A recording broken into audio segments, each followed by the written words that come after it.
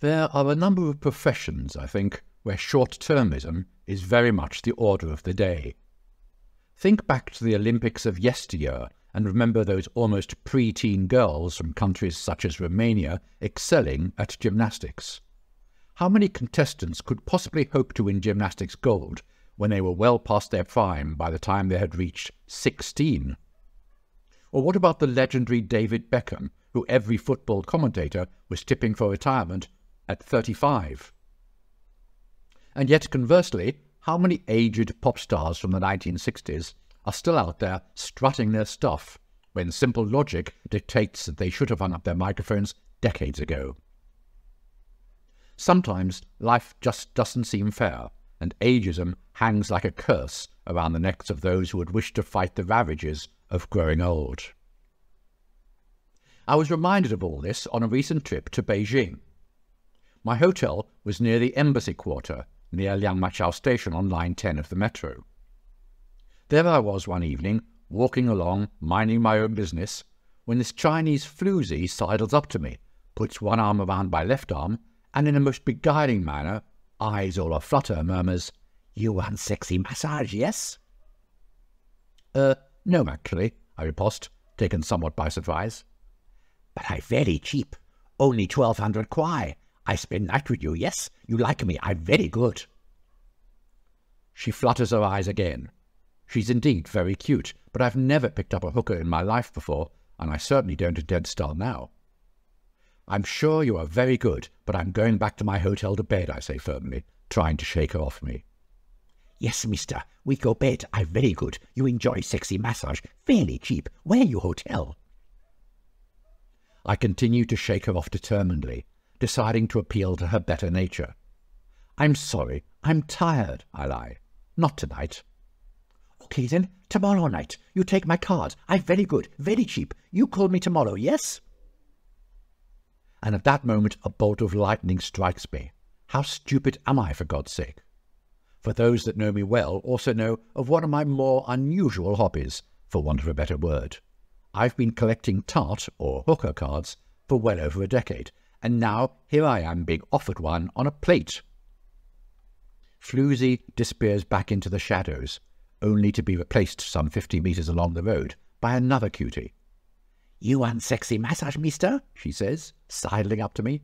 "I'm very cheap. For you, special price. Only 800. We walk under a streetlight, and it's clear that this lady of the night is a little older, perhaps in her mid-20s.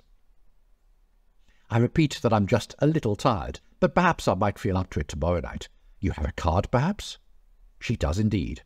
She blows me a kiss and goes on her way. The next night, I'm approached by two guys. "You want sexy girl? Very young, very beautiful, big breasts. She please you. You choose which girl. You stay here. We call girls here now. You love these girls. Very young, very cheap, very beautiful." How much, I find myself asking. "They very cheap. Special price for you. 1,400 kwai. You get big pleasure. You wait here, yes?" Again, I trot out my well-rehearsed answer, and am rewarded with a handful of cards from my collection. And finally, it dawns on me that here too we have a market that is dominated by ageism, and in which age is directly related to the price charged. For it's an unfortunate fact that Chinese women age much faster than their Western sisterhood. This was explained to me by a nursing professional friend of mine that it's down to the food the Chinese eat, something to do with the fats found in their diet that don't give their skin the elasticity enjoyed by Western women.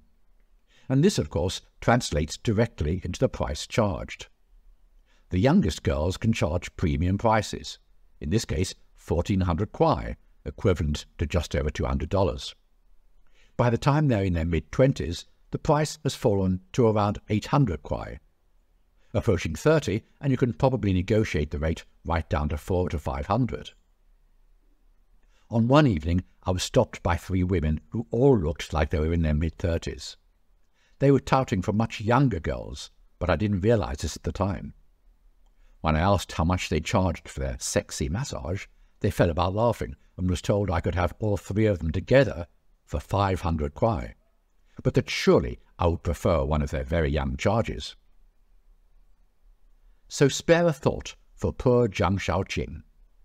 Xiao is a tour guide working at the headquarters of CITS, the China International Travel Service.